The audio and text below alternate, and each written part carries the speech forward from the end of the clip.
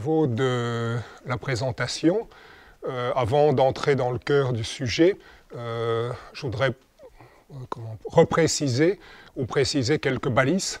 Qu'est-ce que les arts internes, qu'est-ce que j'entends par pédagogie, quelques modèles, etc. Et puis, on va rentrer donc dans le vif du sujet qui est la pédagogie. Donc, j'ai eu des collaborations dans différentes facultés, la sociologie, l'histoire des religions, l'éducation physique, une école d'ingénieurs. Et quand j'ai fait ma thèse en anthropologie, ma directrice de thèse a dit « Tu dois bien réfléchir parce qu'il y a les sciences de l'éducation qui t'attirent aussi, mais l'anthropo, ce n'est pas les sciences de l'éducation. » Et donc j'ai fait l'anthropo, et donc ce que je vais vous parler ici, c'est plus un travail d'expérience, de transmission, de 35-40 ans de transmission dans différents contextes. Les balises, donc première balise, les arts internes. Et donc, dans les arts internes, il y a les trois connus, Tai Chi Chuan, Xing Yi Chuan et Baguazhang. Alors, ceux qui pratiquent du Tai Chi Chuan, vous diriez, c'est quoi le Tai Chi Chuan? C'est quoi? En traduction, ça se traduit comment? Voilà. Bon, voilà. Je pratique du Tai Chi Chuan, quelqu'un me demande, ah, la boxe du fait suprême, c'est toujours aussi chinois, peut-être même encore plus chinois que dire Tai Chi Chuan. Évidemment, fait suprême, qu'est-ce que c'est? C'est quoi le fait suprême? Voilà. Si on dit la poutre faîtière, c'est ce qui surplombe l'édifice, c'est la colonne vertébrale de l'édifice. Ah, là, ça commence déjà à donner quelques indications avec deux versants qui se rejoignent, qui s'unissent. Bon, voilà. La boxe. Ça y est, c'est un art martial. Bon, c'est ça, mais plus que ça. Moi, j'aime bien traduire par l'art de l'intégration. Donc, on vit dans un monde avec une importance très, très nette de Descartes, même plus que Descartes, avec une séparation. On a tout séparé, la théorie, la pratique, le corps, l'esprit, la vie, la mort, l'individu et l'environnement. On voit les conséquences aujourd'hui au niveau écologique de la séparation de l'individu et de l'environnement. Et donc, quand on dit « je pratique un art martial », pas un sport de combat, un art martial, mais c'est aussi un art de vie. Alors on se dit « mais qu'est-ce qu'il me raconte ?» Et pourtant, c'est en pratiquant qu'on se rend compte qu'il y a les deux. Et même si on pratique ça dans le sens de Tao, de voie initiatique, eh bien, il faut accepter qu'il y a une partie de nous-mêmes, la moins intéressante, qui meurt pour découvrir notre être profond.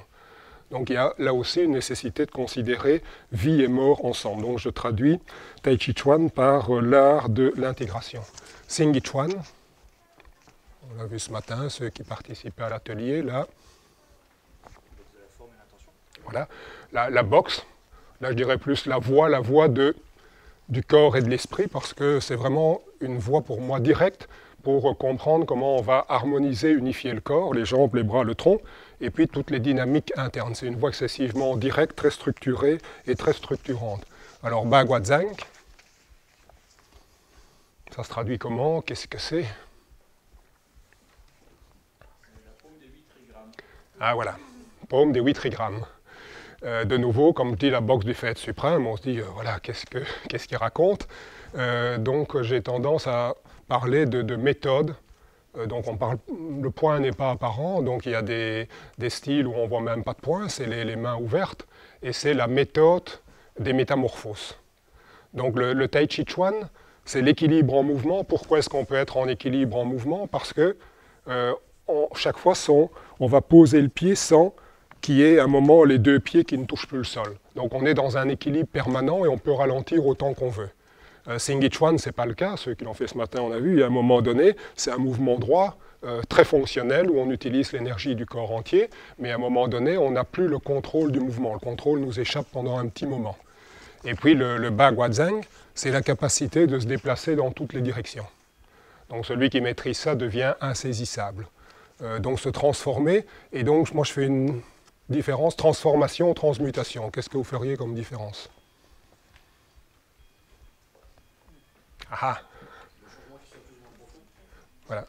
Changement de forme, je reste au même niveau. Transmutation, je change en changeant de niveau. Donc il y a un moment, quelque chose qui change, une sorte de métamorphose. Dans tous ces arts internes, il y a chaque fois une pratique sur le corps et une pratique sur le souffle. ce qu'on appelle Qigong, un travail sur le souffle, ça s'appelle Qigong. Et puis pour ceux qui vont un peu plus loin, c'est 3 arts internes, et on le voit quand on lit les textes classiques du Xingyiquan et du Baguazhang, beaucoup plus qu'en Tai Chi, on voit la présence en toile de fond de l'alchimie intérieure. Et donc, est-ce que vous savez comment ça se dit, alchimie intérieure en chinois? Neitan. Et donc, ça veut dire quoi, ça, en traduction littérale? Le cinabre intérieur. Et donc, de nouveau, quand j'ai lu ça, un travail, premier livre de Catherine Despeux, le cinabre, c'est quoi de ça? Je vais voir le dictionnaire, sulfure de mercure de couleur rouge vermillon. Ça chauffe. Ah oui. Donc, on est là dans une démarche finalement alchimique, le souffle et le mercure, et c'est une autre façon de dire yin et yang, principe actif, principe réceptif. Et donc, dans tous les arts internes, il y a cette présence de transformation, de transmutation intérieure. Ce sont aussi tous des méditations en mouvement. J'ai écrit un papier il y a quelque temps sur les états de conscience et les états d'être modifiés, altérés, qu'on peut appeler flow experience ou expérience optimale. Et chaque art interne va faire rentrer différemment, par la lenteur en brouillant les repères, par quelque chose de plus chamanique, plus primordial dans le Xingyiquan. Et le Baguazhang reproduit comme les derviches tourneurs. Vous savez que ça se reproduit comme mouvement. La Terre qui tourne autour du Soleil en tournant sur elle-même. Donc là, on est vraiment dans une recherche d'harmonie cosmique. Voilà pour les 3 arts internes. Ici, bon, on dit qu'on est dans un village Wushu. Wushu, qu'est-ce que ça veut dire? Arts martiaux. Et est-ce que vous avez déjà entendu parler d'autres dénominations? Moi, j'étais beaucoup en Chine, mais j'ai aussi été à Taïwan. Et là, en Taïwan, ils parlent de Wushu. Et ça veut dire art national. Mais en Chine, déjà en 1927, ils appelaient ça art national. Donc c'est quand même pas rien qu'on appelle ça art national. J'y viendrai plus loin. Ici, on appelle encore un terme avec les films de Kung Fu. Et donc, Kung Fu, qu'est-ce que ça veut dire, Kung Fu? Voilà. Donc c'est ce travail où c'est un peu comme les constructeurs de cathédrales, ce que tu fais, te fait. Donc la technique, c'est bien, mais c'est juste un tremplin pour découvrir une façon de s'exprimer un art, et puis une façon de se réaliser une voie. Et il y a aussi une pratique un peu à tendance, je dirais même forte tendance méditative dans les 3. Donc voilà une première balise. Voilà. Une autre balise, Jinwu. Beaucoup de pratiquants n'ont jamais entendu parler de ça, et donc il y a Brian Kennedy, Elisabeth Guo, un livre qui dit que c'est l'école qui a transformé le Kung Fu. Ça a été une transformation très très importante, et ce qu'on fait ici, ça vient de là. Jinwu, c'est l'essence des arts martiaux. Et donc, ceux qui ont mis ça en évidence mettent quatre faces. Et donc la première face, c'est des milices, c'est des militaires, jusque l'année 1900. C'est là principalement, donc le clan des Chênes, c'était des milices paysannes. Et donc c'était pratiqué, certains ont mis en avant aussi des aspects un peu dans le théâtre, de l'expression, mais c'était principalement des arts de combat. Et puis vous avez entendu parler des guerres de l'opium, révolte des boxeurs. Donc la deuxième partie du 19e siècle, c'est un peu catastrophique. La Chine est occupée, il y a des révolutions internes avec tous les mouvements un peu sectaires. Et donc c'est un peu catastrophique. Et donc il y a un souci de réunifier. Et donc on va utiliser les arts martiaux pour réunifier le pays en réunifiant le corps. Seulement ce qui s'est passé, c'est que les boxeurs qui pensaient arrêter les balles avec le chi, ça ne s'est pas passé comme ça. Donc il y a toute une partie où il y a eu un désintérêt parce qu'on disait que c'était des pratiques superstitieuses, anciennes, etc. Et donc c'était presque abandonné. Et donc il y a ce mouvement génial à Shanghai au début des années 1900 qui a pris l'essence des arts martiaux pour la présenter tout autrement. Et c'est ce qu'on fait ici. Ils ont dit on va organiser des groupes de différents niveaux, avec des balises, on va remettre des diplômes, on va structurer l'enseignement. Et ça vient d'où ça?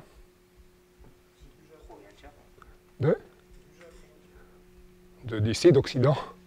Donc ils avaient un tas de livres sur la boxe anglaise, la boxe française, la gym, etc. Et on a retrouvé dans leur bibliothèque là-bas, Jinwoo, un tas de documents qui montraient qu'ils s'étaient inspirés de nos pratiques, peut-être de la qui était passée par le Japon, moi c'est les sources que j'ai de Brian Kennedy, pour voilà, structurer leur mouvement qui était un mouvement où les femmes pouvaient avoir accès comme les hommes. Et donc c'était une association, on venait, on payait, on pouvait recevoir les cours. Donc c'était une reconfiguration complète, mais qui était une initiative privée. Et puis après, il y a eu la période républicaine dans les années 1920-1930, et là les républicains ont repris cette initiative pour en faire une affaire d'État, parce que c'était une façon de donner une certaine unité. Et donc c'est là que ça a été appelé art national. Et puis, le régime communiste est arrivé et il a repris l'initiative pour transformer ça en compétition et pratiques sportives d'un haut niveau. Voilà 4 phases qui sont importantes à connaître. Certains qui creusent un peu plus pourront ajouter. Ici, je suis juste dans des balises. Balise suivante, d'où est-ce que je parle? Ben, je parle en tant qu'à certains moments comme pratiquant, à d'autres moments en tant que chercheur, et puis à d'autres moments en tant que quelqu'un qui transmet. Et donc quand je suis dans le circuit académique, bon, c'est ce qui se passe avec Georges, on a ce même type d'initiative. C'est un statut qui n'existe pas, praticien-chercheur. Parce que le petit trait d'union, c'est un pont au-dessus d'un abîme. Parce qu'on a tout fait pour séparer dans le milieu universitaire la pratique et la théorie. Et donc je disais, les praticiens font peur aux théoriciens, les théoriciens font peur aux praticiens, et les praticiens théoriciens font peur à tout le monde. Et donc, quand je suis dans ce milieu-là, je rajoute un truc, plutôt que de marquer enseignant ou prof ou que sais-je, je mets passeur. Passeur. Donc, ce n'est pas juste pour taquiner, c'est parce que ma conviction, c'est un peu la différence entre système plus confucéen, qu'on trouve aussi avec certains systèmes éducationnels en France. L'être humain a une certaine partie animalité, il faut le dresser. Voilà, et donc, on a un carcan pour dresser. Et puis il y a d'autres approches, Rousseau en France, les taoïstes qui disent l'être humain a un trésor, l'être humain est un trésor, et il faut juste l'aider à lever des barrières pour qu'il puisse avoir accès à ce qui a toujours été là. Voilà, et donc je suis plus dans cette tendance-là, c'est vous aider à trouver ce que vous avez toujours eu au fond de vous-même, et pour ça c'est des méthodes de soustraction. Je trinque-balle un tas de trucs dont j'ai plus besoin, et en même temps je lâche des tensions musculaires, je lâche aussi des émotions, je lâche des préjugés pour avoir un accès. Voilà donc mon positionnement. Nous avons avec Georgette créé une école de Tai Chi qui fête ses 35 ans, en ayant vu passer 10-12 000 personnes, 4 000 qui sont allés un peu plus loin, une centaine d'enseignants formés. Et une autre caractéristique, c'est que nous accordons une grande importance aux applications, mais les applications martiales sont plus éducatives et c'est surtout des applications dans le quotidien. Nous avons nous-mêmes et beaucoup de nos enseignants travaillent pour adopter ça en entreprise dans tout un tas de secteurs. Donc dans la gestion du stress, dans l'ergonomie, j'ai même travaillé en Suisse dans un centre d'horlogerie suisse en design d'expérience parce qu'ils travaillent sur l'espace, le corps, les imaginaires, etc. Donc voilà, c'est ça qui nous intéresse principalement. Et donc, une autre chose, c'est ce matin, j'ai démarré avec comparatif de quelques mouvements dans les différents styles de Tai Chi Chuan. Et donc, ce qui m'intéresse, c'est d'éclairer un style par un autre. Et donc, c'est ce qu'on pourrait appeler une spirale de compréhension, un mot savant, une spirale herméneutique, en prenant des éléments du présent, donc la biomécanique, la physiologie, on peut mieux comprendre des éléments du passé. Et l'inverse, en allant chercher des éléments du passé, on peut mieux comprendre des éléments du présent. En allant chercher des éléments très loin à l'extrême-orient, mieux comprendre l'Occident. Donc en voyageant dans le temps et dans l'espace, en mettant en face, il y a une démarche. J'étais inscrit la première année à Nice en ethnologie, donc c'est les particularités culturelles, donc il faut conserver les particularités culturelles, mais mon domaine c'est plus l'anthropologie, se trouver le dénominateur commun. C'est la grande différence entre Julien, François Julien qui aime bien tel mot dans tel truc. J'ai toujours été beaucoup plus attiré par Jean-François Bilter, qui cherche voilà, ce qui est profondément humain. Chuanzi, c'était un humain qui s'adressait, et si on a des clés pour rentrer, on peut aujourd'hui comprendre ce que Chuanzi voulait nous dire. Voilà, les balises. Les balises au niveau tradition, dans le système universitaire, il y a quelque chose qui est à la cote, c'est les travaux de Eric Oxbohm et Terence Ranger, l'invention de la tradition. Donc ils montrent en Europe, de manière très documentée, sont des historiens d'un excellent niveau, comment la plupart des traditions écossaises, le kilt et que sais-je, la couronne de la reine, tout ça c'est des traditions inventées. Voilà. Et donc ça a été repris, il y a 3 caractéristiques, c'est quelque chose qui se développe rapidement, comme nos disciplines. C'est quelque chose où, on trouve ça dans certaines écoles, il y a une obsession des origines. On n'arrête pas de vouloir dire que c'est plus c'est ancien, mieux c'est. Alors que pour les antiquaires, il y a des trucs anciens où sont des croûtes et des trucs plus contemporains qui voilà, donc il y a cette obsession de l'origine et de l'ancienneté. Et puis le 3e caractéristique, et ce n'est pas la moindre, il y a toujours une idéologie politique de domination commerciale. Pourquoi est-ce que je veux revendiquer une légitimité? C'est tellement ancien que toi, tu viens d'arriver, ce n'est pas toi qui vas poser des questions, ça fait des siècles qu'on fait comme ça, il n'y a pas de questions à poser. Et moi, je suis le représentant légitime, donc j'ai autorité pour occuper le territoire. Donc, il y a là tout ce travail-là qui est extrêmement intéressant. Maintenant, je le reprends, mais c'est limitatif. C'est limitatif parce qu'il y a d'autres chercheurs aussi, comme Henri Corbin, qui parlent d'une méta-histoire, d'une contre-histoire. Donc d'une histoire parallèle qui n'est pas reprise dans les actes notariés. Et là, s'il y avait eu le PowerPoint, j'ai un petit livre chinois, donc avec les pages bien utilisées, sur le style Sun de Tai Chi, avec des dessins qui ont été faits à partir de photos du maître qui a été mon maître, Men Huifeng. Et c'est lui qui a codifié avec la fille de Sun Lutang, fin des années 80, début des années 90, cette forme-là. Et il m'avait enseigné ça juste après, puis il a voyagé en Chine pour aller la diffuser un peu partout. Et il avait son livre où on avait fait les photos lui-même, il avait écrit le texte avec la fille de Sun Lutang, et puis en l'enseignant pendant 1 an, 2 ans, il rajoute un tas d'annotations sur ce livre-là. Et puis il me l'enseigne une seconde fois pour aller plus en profondeur, et à la fin il me donne son livre qu'il a accompagné pendant 2 ans, avec toutes ces annotations en chinois que je ne comprends pas au crayon. Voilà. Et donc pour moi, c'est quelque chose qui a plus de valeur que le diplôme de l'université de Pékin, qui a certainement une valeur. Donc d'un côté, c'est un acte notarié, d'un autre côté, c'est une relation qui n'existe nulle part, sauf peut-être quelques griffonnages, on va dire, sur un livre. Voilà. Et donc c'est montrer qu'il y a une histoire qui ne fait pas partie de l'histoire officielle, et parfois qui est au moins aussi importante, sinon plus importante.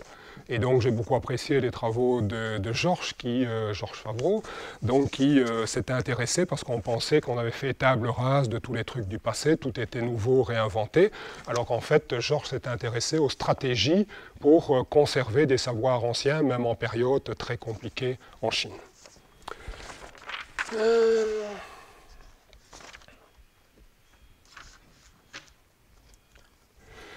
Voilà. Ici, dans l'invention des traditions, donc mon labo en anthropologie était à Nice, c'est quelqu'un qui a été le directeur du labo Joël Cando, s'était beaucoup intéressé à la mémoire et avait écrit Anthropologie de la mémoire. Et donc là, il y a tout l'apport des sciences cognitives. En fait, la mémoire, ce n'est pas un saut de cire. La mémoire, c'est une recomposition. Même dans les traditions orales, chaque fois que je vais raconter l'histoire, je vais la reconstruire en la racontant. Donc ça, c'est quelque chose qui est important, et donc il y a un travail sur les sciences cognitives avec quelqu'un qui a eu des bourses dans des toutes grosses universités, Olivier Morin, et qui s'était interrogé comment naissent et meurent les traditions. Donc il a vu une échelle de temps très large, des traditions très larges, et donc en fait, ceux qui perpétuent une coutume, ils ne sont pas obsédés par le fait des origines, ils font comme ils ont toujours fait. Ça se perpétue beaucoup mieux quand il n'y a pas une seule version, mais qu'il y a plusieurs versions. Dans certains niveaux, il y a beaucoup trop de verticalité. Donc on apprend par la verticalité, mais on apprend aussi avec ses pairs, et on apprend en diagonale avec ceux qui sont un peu plus anciens que nous. Donc pousser les élèves plus anciens, même s'ils n'ont pas de titre, pour commencer. Voilà. Et donc c'est ça la transmission. Et donc avec tout ça, ben, on arrive à, et c'est ma position après cet apport de l'anthropologie, de considérer que une tradition, ce n'est pas un héritage du passé. C'est des fragments du passé qu'on va choisir pour les recomposer en fonction de notre horizon culturel et de notre besoin contemporain. Notre horizon culturel, voilà, notre horizon d'attente. Qu'est-ce qu'on attend aussi, encore mieux qu'horizon? Notre horizon d'attente. Et donc ça va être recomposé, recomposé, recomposé. Voilà quelques balises. On n'a toujours pas d'électricité. Voilà. Mais c'est bien, donc le Tai Chi, c'est la boxe de l'ombre. Et donc, à un moment donné, c'est pas juste ceux qui, parce que c'était interdit, faisaient ça le soir. C'est qu'à un moment donné, on le découvre quand on fait du statique, quand on répète des bases pendant très longtemps.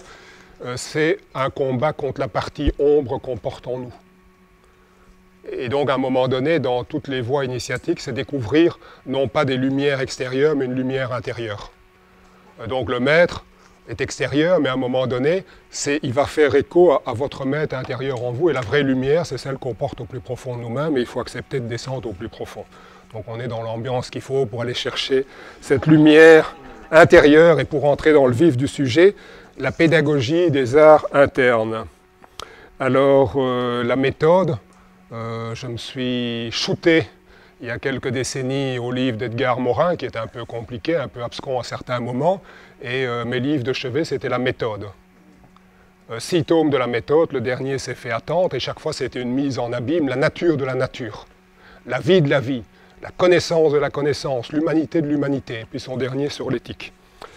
Voilà, donc méthode, c'est ce qui apprend à apprendre, et ici, moi, je fais la différence entre dispositif et disposition. Dans tous les enseignements pédagogiques, tout le monde cherche à avoir les dispositifs les plus pertinents. Et on n'arrête pas, il y a un inspecteur nouveau qui a trouvé un dispositif, mais on a beau avoir les meilleurs chefs, si les gens n'ont pas faim. On peut conduire l'âne à la rivière, on peut pas, ou le cheval, on ne peut pas le forcer à boire. Et donc, c'est ce qui se passe ici. On est en train de réfléchir un maximum pour avoir des trucs très pertinents au niveau des dispositifs. Mais est-ce qu'on travaille sur la motivation? Pour que les choses vivent, il faut avoir envie. Envie en un mot, envie en 2 mots. Et donc, qu'est-ce qu'on peut faire pour créer un climat favorable où on a soif, on a faim? Et donc, à ce moment-là, on peut donner à manger à celui qui a faim et à boire à celui qui a soif. Mais s'il n'y a pas de faim et pas de soif, on a beau préparer les meilleurs plats. Les fondamentaux, en relisant ça, j'ai compris un truc.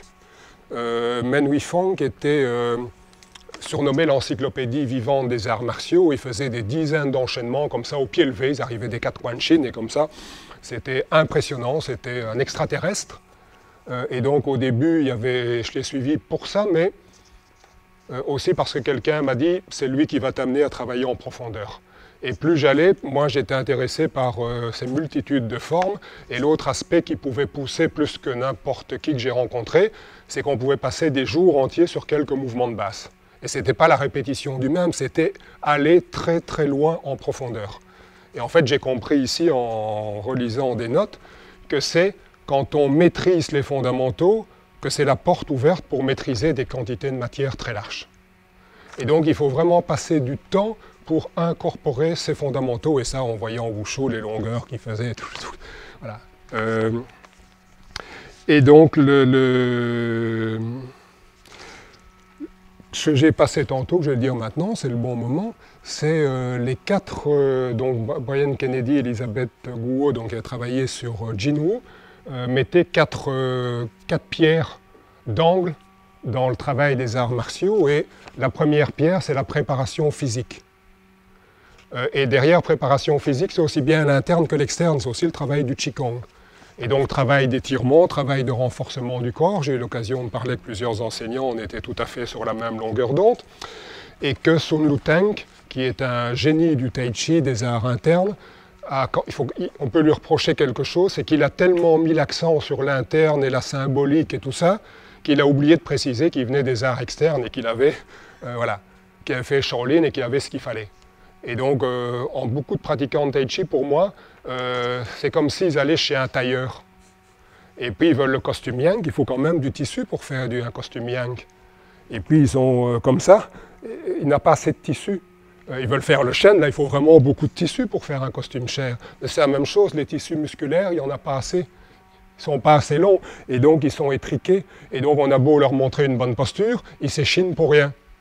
Parce qu'ils n'ont pas ce qu'il faut au niveau physique, il faut d'abord préparer le corps, puis après on va répéter dans des fondamentaux, puis après on va faire des formes, et puis des formes interactives avec un objet, une lance, avec un partenaire. Et donc il y a vraiment ces 4 pans-là qui sont les pierres angulaires, la préparation externe et interne, les fondamentaux, les formes, et puis les applications, formes interactives. Et donc les fondamentaux, c'est ce que j'ai appelé donc la langue chinoise et les traditions, fonctionnent beaucoup par métaphore et par image. Et donc l'image que j'utilise depuis toujours, bien que mon chinois, même quand j'y étais, c'était plus que rudimentaire, ça m'a permis de survivre des semaines avec des gens qui ne parlaient pas un mot d'anglais, mais bon voilà. Par contre, j'ai toujours, voilà, peut-être parce que c'était un de mes points faibles, la métaphore de la langue. Donc pour moi, le tai chi ou les arts internes, c'était comme l'apprentissage d'une nouvelle langue. Et donc tout le monde dans les parcs, j'ai aussi été dans les parcs, c'est sympa, mais ils lisent et ils répètent des textes du début à la fin. On n'apprend pas une langue vivante en répétant des textes du début à la fin. On pratique de la grammaire, du vocabulaire, on déconstruit, on reconstruit, on pratique des morceaux, on s'intéresse aux transitions, et puis à un moment donné, on fait de la conversation. Et chaque pan, la conversation va me faire comprendre la grammaire, les textes et tout. Et puis il y a des textes, alors c'est les querelles à n'en plus finir sur les formes traditionnelles, les formes modernes, les formes simplifiées, 24 simplifiées, etc. C'est des textes. C'est des textes, il y a des textes simples, des textes plus complets, des textes plus anciens, des textes plus contemporains. Une fois qu'on a le grammaire, le vocabulaire et qu'on fait un peu de conversation, ben c'est juste un nouveau texte. On étudie le contexte du texte et qu'est-ce qu'il va nous apporter. Alors la question, si vous étudiez une langue étrangère qui demande quand même des investissements en tai chi, et ça on ne se la pose pas, c'est pour en faire quoi? Posez-vous la question, pour en faire quoi? Est-ce que c'est pour dire briller en société? Ah oui, je parle chinois, oui, je parle aussi tai chi et aussi xing-yi. Ou est-ce que c'est juste ça? Posez-vous la question, pourquoi vous faites autant d'efforts pour apprendre un autre langage? Qu'est-ce que vous cherchez là-dedans? Je ne vais pas répondre à votre place. Et donc, les fondamentaux, c'est grammaire, vocabulaire. Men Huifeng, qui est très connu dans un art, c'était un militaire, des officiers militaires, Baji, boxe des Wis extrême, un art très explosif, fort proche du Xing Chuan. Et donc à une période de ma vie où j'avais besoin d'autre chose que du Tai Chi, j'ai fait des séjours, j'ai fait que du Xing Chuan. Et donc ça a développé un tout autre aspect. Et surtout, ça m'a permis de mieux comprendre tout ce qu'il a élaboré comme méthodologie de ce que j'ai appelé grammaire, vocabulaire de base. Le Tai Chi Chuan est pauvre au niveau pédagogie. Donc ce que la tradition nous a légué, c'est des formes de 100 mouvements.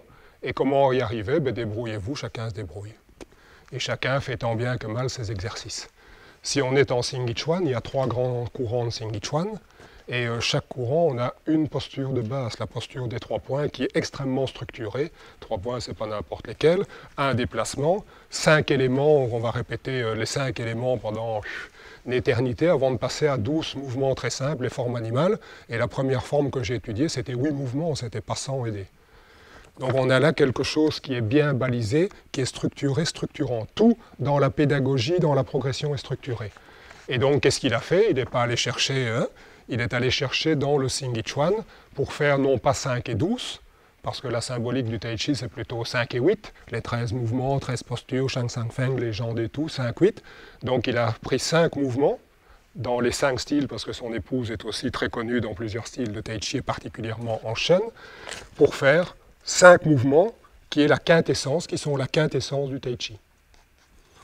Comment mettre dans une disposition, comment dans différents styles avoir la posture du pieu et de l'arbre, comment m'étendre, comment faire monter l'énergie vers le haut, vers le bas, vers l'extérieur, intérieur. Voilà. 5 mouvements avec tous les principes. Coordonner, comme en Xing Chuan, les 6 coordinations, 3 extérieures, 3 intérieures. Donc tout ça a été bien structuré. Quand vous êtes à l'aise dans ces 5 postures qu'on peut faire sur 2 mètres carrés, mais vous faites toutes les postures du Tai Chi sur place, repousser le singe, mouvoir les mains comme des nuages, séparer la crinière du cheval sauvage, le coq d'or, coup de pied. Donc on a 8 techniques, de nouveau 2 mètres carrés. Au début, on ne fait qu'un seul côté, puis après, une fois l'un, une fois l'autre. Et donc là, je me suis permis, après 20 ans, de rajouter, il avait créé, et j'étais quand il a créé ça pour les Duan, parce que c'est lui qui a créé les Duan pour le Tai Chi, premier Duan en Chine, donc j'ai passé quand le système n'était pas encore la première fois sorti de Chine, et donc il avait voulu créer une forme de 10 postures, mais voilà, Wukong Pafai réservait ça à son cercle intérieur, et donc il a créé une forme qui reprenait des éléments, mais dans un ordre différent où il n'y avait pas tout, parce qu'il ne voulait pas tout. Voilà. Et donc sa forme des 10, je la sentais un peu, voilà, c'est celle qui a été plus popularisée. Et puis je me dis, mais pourquoi pas reprendre ce qui est l'ordre dans lequel il nous enseignait, et avec ouverture et fermeture, ça fait 10. Et donc après, et là il n'avait fait que pour le yang, donc après 20 ans, je me suis dit, je peux bien me permettre cet petit apport créatif pour faire la forme des 10 dans les 5 postures. Puis après, on a les formes répertoires. Et donc ça, je vous l'ai dit, c'est différents textes plus simples, plus compliqués, formes interactifs avec armes, avec partenaires, des remarques concernant l'apprentissage, des figures pédagogiques, ben, je vais tourner la page, voilà. Les formes sont des textes, je vous l'ai déjà dit. Les fondamentaux, je viens d'en parler. Voilà, et ça m'a été... j'ai été confirmé là-dedans parce que... à un moment donné, j'ai été invité par l'université de Louvain en Belgique pour enseigner aux professeurs d'éducation physique une autre approche du corps, un autre usage de soi. Et donc j'ai fait ça une semaine par an pendant une dizaine d'années. Et là, j'ai rencontré quelqu'un qui était très connu, qui venait de l'université de Caen dans le monde de l'éducation physique et qui avait enseigné et théorisé sur les enseignements méthodologiques, pédagogiques de nombre de pratiques corporelles occidentales. Et puis on a échangé longtemps ensemble, je l'ai invité, il est venu en Belgique dans nos groupes de Tai Chi. Et en fait, une fois, il y avait une réunion de tous les anciens qui lui demandent, pour vous qui avez une telle expérience, qu'est-ce qui est la clé dans les pratiques corporelles? Il ne connaissait pas le Tai Chi. Il a réfléchi un instant et dit, pour moi, il y a 3 choses. La première chose, c'est l'étude des fondamentaux. C'est comme un entonnoir. Et donc on a à l'étroit, et puis si on va jusqu'au bout, c'est une ouverture immense. Et il dit, tous les experts dans tous les arts corporels publient des ouvrages sur les techniques les plus complexes. Ils devraient prendre beaucoup de temps pour publier en profondeur sur les fondamentaux. C'est ce que j'ai fait, donc j'ai commencé par des livres sur les fondamentaux avant de passer à des livres sur les formes. La deuxième chose qu'il disait, sans être pratiquant de Tai Chi, il disait, à un moment donné, le travail du bassin, c'est la clé. Dans n'importe quelle pratique corporelle, quand vous avez compris comment placer le bassin, et on ne va pas démentir ça, vous avez progressé. Et la troisième chose, c'est des équilibres, pas des équilibres statiques, mais des équilibres à percevoir dans la dynamique. Alors quand je lui ai parlé de Tai Chi, il dit, voilà, on n'a plus que s'entendre. Il avait complètement, à partir des pratiques occidentales qu'il approfondissait, retrouvé ça.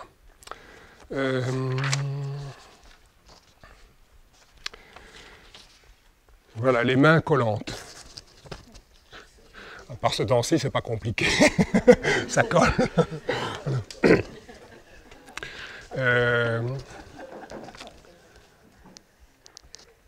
Je trouve intéressant parce que aujourd'hui, donc, dans les pratiques de développement personnel, dans le prolongement du nouvel âge, la psychologie du bonheur et tout le reste, voilà, on se crée quelque part sa bulle coupée du monde. Donc c'est bien une bulle pour pouvoir se ressourcer, mais cette bulle, son bonheur tout seul, coupé du monde, voilà. Où est l'interaction, où est le lien vital qui nous relie au monde? Quand j'ai organisé plusieurs activités en invitant Georges à Mons, où j'avais un mois de carte blanche dans une grosse exposition, c'était il y a des années, je voulais déjà mettre l'aspect santé en avant, et on a un nombre de professionnels de la santé. J'ai invité une de nos enseignantes qui est très engagée dans l'écologie. Aujourd'hui, on parle de One Health. Est-ce qu'on peut être en bonne santé quand au niveau social, c'est la catastrophe? Est-ce qu'on peut être en bonne santé quand au niveau écologique, c'est pire que la catastrophe? Hein? Donc, à un moment donné, il y a voilà, s'ouvrir. Donc quand on est seul, c'est bien pour commencer à se régénérer, mais comment je vais entrer en interaction avec un objet, une lance qui est le prolongement de mon corps, entrer en interaction avec un autre. Et donc pousser des mains, c'est une formule simple. Ni opposition, ni fusion. Et ça, c'est terriblement compliqué. Combien je travaille, vous êtes dans le dur, vous êtes dans l'opposition. Ça ne veut pas dire que vous êtes là complètement inexistant.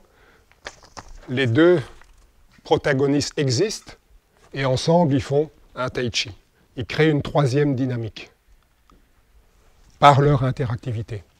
Et donc, le début, le contact, c'est un contact physique, un contact tonique.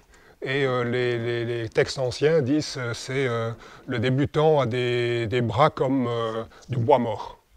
Et puis les bras deviennent vivants, et puis quel que soit le contact, on est en contact avec l'épaule, avec n'importe quelle partie du corps, je vais apprendre à sentir l'autre et à émettre ma force à partir de n'importe quel endroit du corps, pas simplement des mains et des avant-bras.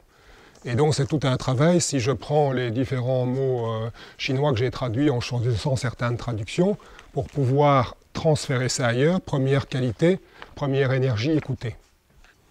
Dans toutes les voies initiatiques, c'est d'abord apprendre à écouter, apprendre à faire silence, pendant longtemps parfois. Et là, je vais commencer à sentir les choses autrement. Donc écouter, sans interférer. Quand j'ai la capacité d'écouter, je perçois que l'autre va bouger, mais je ne comprends pas dans quel sens il va bouger. Donc je passe à l'étape, est-ce que je suis capable de comprendre dans quel sens, avec quelle vitesse, avec quelle intensité. Quand je suis capable de le comprendre, je suis capable de le suivre. Suivre sans interférer, mais sans perdre le contact. Et là, c'est un gros travail d'être tout le temps dans l'instant avec lui. Il faut faire taire le mental, le singe fou, pour être vraiment dans la relation. Et puis, pouvoir assimiler ce qu'il le donne et répondre de manière appropriée.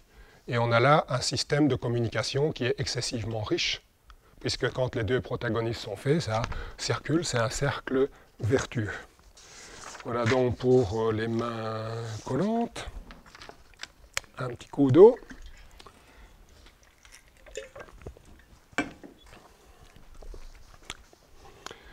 Voilà. Ici, j'avais repris la mémoire la plus importante n'est pas la mémoire lexicale liée à l'apprentissage par cœur, mais la mémoire sémantique qui concerne le sens d'un terme. L'acquisition de concepts en mémoire sémantique nécessite également des mécanismes de répétition différents pourtant du rabâchage. Il s'agit d'abstraire diverses parcelles de sens au travers de contextes variés. Et donc ici, en travaillant donc dans le domaine des gestes en entreprise, il y a Yves-Claude Ducnam, un psychologue très connu qui a beaucoup publié et qui expliquait dans tous les métiers, il y a une imitation au début. On imite quelqu'un qui a plus d'expérience, mais dès les premiers gestes, il y a deux types d'imitation. Il y a une imitation servile et une imitation créatrice. Donc essayez vous-même qu'est-ce que vous demandez à vos élèves, et quand vous remarquez quelqu'un qui imite de manière servile, comment vous allez l'amener à avoir une imitation créatrice. Jean-François Bilter reprend ça remarquablement dans son art chinois de l'écriture, où on ne peut jamais tout expliquer. Donc il y a une saine curiosité au début, et au début, une capacité d'être attentif et déjà soi-même commencer à se prendre en charge de manière créative. On retrouve la même chose chez Bilter. Et donc ici, c'est bien sûr de la répétition. Avec Freud, la répétition est devenue quelque chose d'obsessionnel, alors que toutes les pratiques traditionnelles, c'est répéter, mais répéter qui n'est pas du rabâchage. Et ça, Men Wifeng, c'est ce que je disais, il pouvait passer des journées sur les mêmes gestes, et ce n'était pas du rabâchage, c'était de plus en plus élargir, aller chercher des nuances, et donc c'était chaque fois du nouveau dans les mêmes gestes. Et donc il y avait des telles mises en perspective de tous les angles, que c'est à ce moment-là qu'on rentre dedans, et qu'on développe une trame qui pourra, un arbre, un tronc, des grandes branches qui pourra recevoir énormément d'informations. Voilà. Quelques remarques concernant l'apprentissage. L'enseignant doit faire face à l'imprévu, prendre des décisions en situation. L'exemple ici, si j'étais resté collé avec mon PowerPoint et commençais à s'exciter pour essayer de retrouver l'électricité, on n'y serait toujours pas. Donc à un moment donné, vous avez un sorte de programme un peu, mais Morin disait les programmes c'est pour les machines, les stratégies c'est pour les humains. Donc il y a des morceaux qui sont programmés bien sûr, et plus vous avancez, plus vous avez des bouts, mais chaque fois c'est la situation où vous allez créer, co-créer quelque chose avec le groupe. Quand j'intervenais dans des masterclass d'un week-end il y a des années, j'avais comme ici plusieurs pages, puis j'avais une page, et puis ces dernières années, j'ai un post-it avec 1, 2 ou 3 idées maximum. Je me suis préparé sur les matières, j'ai refait les matières pour moi, mais j'ai juste un truc sur lequel je vais revenir avec une multitude d'angles, ou 2 trucs sur lesquels je ne vais pas arrêter de revenir pendant un week-end. Voilà. Et donc c'est commencer à éveiller comment ça fonctionne, le mode de fonctionnement Tao. Je crois que c'est Bilter, de nouveau, bon, c'est beau le subjonctif, en ne faisant rien, il n'y a rien qui ne se fasse. Et je voyais ça, le non-agir. Ce qui est nié, ce n'est pas l'agir. Génie de Bilter, celui qui ne force rien peut tout. Bien sûr qu'il s'est éloigné du texte, mais là c'est, ah oui ça y est, maintenant je commence à saisir ce qu'est le non-agir. Donc enseigner les stratégies et les professeurs, voilà, il ne suffit pas d'apprendre aux élèves aussi à se questionner. D'important, c'est tous les élèves ne viennent pas avec les mêmes bagages. Considérer qu'est-ce qu'ils savent déjà en arrivant. Quelqu'un qui a fait de la danse, quelqu'un qui a fait du yoga, des arts martiaux, qui n'a rien fait, ils viennent avec des bagages complètement différents. Alors des modèles, partout, bon, il y a toujours des modèles. Les modèles, c'est juste pour donner des balises. Après, la réalité, c'est toujours un mélange. Il y a le prof du NIF avec son cours magistral, et donc il a bien préparé sa matière, mais comment vous allez l'accueillir, ce n'est pas son problème. Lui, il vient pour jouer l'orateur et voilà, faire sa grande démonstration sur son estrade. Puis après, il y a l'enseignant bibliothécaire. Donc lui est plus modeste, mais il connaît bien la bibliothèque et il va vous aiguiller pour aller vous-même chercher les sources, vous aider à incorporer ces sources. Et puis il y a un modèle qui est très intéressant, mais qui est difficilement applicable et coûteux. Moi, c'est un que j'essaie de mettre dans des petits groupes de masterclass depuis des années. C'est le modèle du compagnonnage. Et donc là, on a des techniques, on a des outils, mais c'est guider celui qui est là à réaliser son chef-d'œuvre. Son chef-d'œuvre pour le passage à la maîtrise, voilà, c'est ce que Bilter disait, donc dans la calligraphie, à un moment donné, il faut transgresser. Tourner le dos à tout ce qu'on a reçu, la grande transgression. Le passage à la maîtrise, ça réclame 2 qualités à un haut niveau que peu de personnes possèdent en même temps. Une aptitude à suivre. Si dès le premier cours, vous savez déjà mieux que le prof, vous ne voulez rien écouter, c'est foutu. Mais une aptitude aussi importante à transgresser. Si vous êtes un clone du maître, on ne devient pas maître en Saint Jean le Maître. Donc il faut avoir une aptitude énorme à suivre et une aptitude tout aussi énorme à transgresser. Et donc Bilter l'explique bien, parce qu'après mes 12 années en Chine, quand je suis revenu, j'ai essayé partout l'inverse de tout ce qu'il m'avait dit. Il y a cette période de l'adolescent qui va envoyer tout ça, et puis il y a une période qui est géniale, 5-10 ans après, d'une plus grande maturité. En même temps, vous avez apporté tout ce qui était votre caractéristique, et en même temps, l'enseignement du maître vit en vous. Il y a les deux, et les deux sont là en même temps. Et Tai Chi, c'est complémentaire. Voilà donc les 3 figures ici.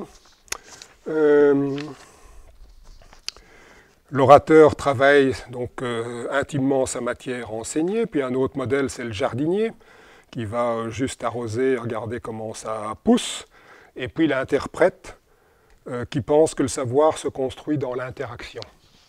Et donc j'ai une belle fille qui est interprète, et allemand et anglais, puis elle a vécu au Japon, elle traduisait dans une gros truc qu'il y a eu à Mons, manifestation européenne des Japonais, je l'ai vu donc pas en cabine, comment son corps est une antenne pour capter le japonais, puis presque changer de vêtements, et hop, comment... Voilà. Et il y a vraiment, on sent, voilà, ce passage-là, et donc voilà, c'est ces 3 modèles qui vont s'entremêler. Voilà, donc je reprenais un passage où je reprenais dans le Tai Chi tout ça qui se met ensemble, le bricolage, quelqu'un qui a fait du karaté, l'art de suivre, etc. Voilà.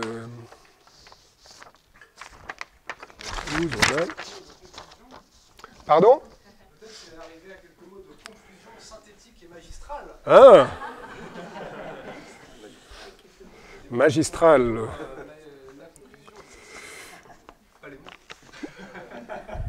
Voilà, donc pour atteindre la recherche du geste juste, un bon niveau de pratique, la technique est une condition nécessaire mais pas suffisante. Et donc il y a, ça aussi c'est quelque chose de difficile à comprendre. J'ai vu des gestes très beaux de jeunes pratiquants, voilà, qui sont un peu comme de la danse classique, où quelque part c'est des gestes comme des calligraphies dans l'espace. Et puis je voyais des gestes de quelqu'un de plus âgé ou peut-être moins gymnique, des gestes maladroits. Et donc il pourrait avoir quelqu'un qui a un très haut niveau de maîtrise et qui a quelque chose qu'on dirait des gestes maladroits. Parce qu'il ne répond pas à une obligation extérieure, mais une nécessité intérieure. Il y a son corps, il y a un frayage, et ça semble quelque chose de maladroit, et pourtant il est juste, son geste est terriblement habité, et il est très présent dans ce qu'il fait. Donc à un moment, c'est beau la joliesse, mais la joliesse c'est encore extérieur. La beauté c'est quelque chose qui est de l'intérieur et qui va rayonner. La transmission traditionnelle, j'ai quelques bouquins sur différents trucs, et là c'est un des derniers sur lesquels j'ai travaillé sur l'aspect initiatique. Initiatique, ça veut dire initier un chemin intérieur pour trouver donc ces lumières intérieures pour pouvoir se transformer. L'évaluation formative, ben, j'en ai parlé tout petit peu hier, donc c'était une réunion pour les enseignants. Nous faisons depuis 25 ans chez nous dans nos masterclass une évaluation formative. Quand j'ai pas mal d'élèves français qui venaient en ayant des cursus avec un tas de concours et comment ils étaient bloqués par tous ces concours et ces évaluations sanctionnantes, sélectives, avec des classements. Et je me suis dit, voilà, et ça ne rapporte pas ce que ça devrait rapporter. Et donc je me suis mis à réfléchir sur une évaluation constructive des connaissances. Et donc dans les formations, chacun vient présenter avec quelqu'un d'autre s'il souhaite, seul, une partie réflexion qu'il a choisie, une partie d'enchaînement qu'il a choisie. Et le jury, c'est très difficile pour ceux qui viennent des trucs classiques. Je dis, ben voilà, chacun va dire ce qu'il a trouvé de bien chez celui qui vient de présenter. Qu'est-ce qu'on a trouvé de bien? Et puis maintenant, qu'est-ce qu'on a comme piste à proposer pour l'aider à évoluer? Voilà. Et donc là, ça crée une synergie, on pourra en parler. Voilà, c'était sur l'évaluation formative. Et puis,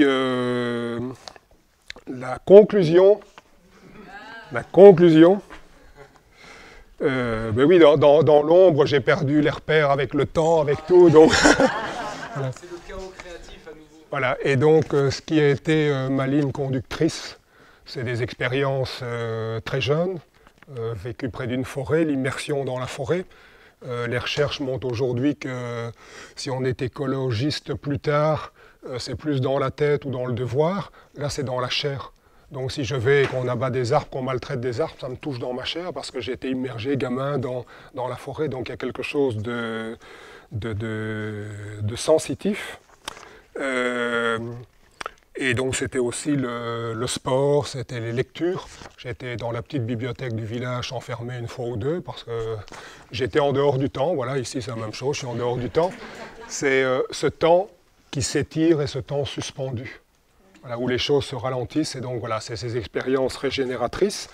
Et ce que nous avons fait depuis des années, c'est de nouveau, ça, on n'a pas prévu ça, c'est arrivé, on m'a demandé pour travailler avec des sportifs. Donc j'ai travaillé avec des sportifs d'équipe nationale, dans des stages internationaux. J'avais été moi-même sportif dans des équipes nationales, donc pour utiliser ces pratiques-là comme entraînement mental, puis en entreprise, puis avec des artistes, un monde que je ne connaissais pas, des gens du théâtre, des sculpteurs, et puis pas mal en entreprise. On a beaucoup travaillé avec Georgette, qui est ingénieure, ergonome, sur comment appliquer ces principes-là en entreprise.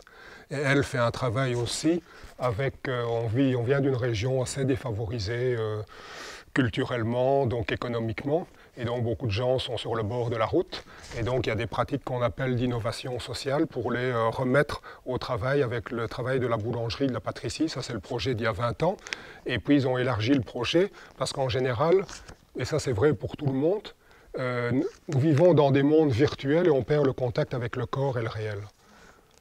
Et donc il y a une désinscription corporelle du corps. Et donc c'est pour se réinscrire, en se réinscrivant dans le corps, on se réinscrit dans la réalité. Et donc Georgette travaille des mouvements de base pour les réinscrire dans le corps et dans la réalité, des gestes avec partenaires pour réfléchir avec eux sur le lien social. Donc on a pas mal d'expériences sur des applications qui pour moi, je trouve que c'est ce qui manque on a des outils qui sont extraordinaires. Et quand je vois encore nombre de vidéos sur Internet pour montrer celui qui va pousser le plus loin, celui qui va avoir l'application la plus... Voilà. Tout ça est intéressant, mais à côté de ça, est-ce qu'on ne pourrait pas avoir plus? Dans mon groupe, c'est ce qu'on a initié. Comment appliquer ça dans un tas d'activités, dans un tas de groupes et surtout dans le quotidien? Parce que c'est à ce moment-là que ça va réellement... On dit que c'est un art de vie. Un art, il y a d'abord une technique, il faut qu'on se l'approprie. Et puis, est-ce qu'on va l'incorporer dans le quotidien?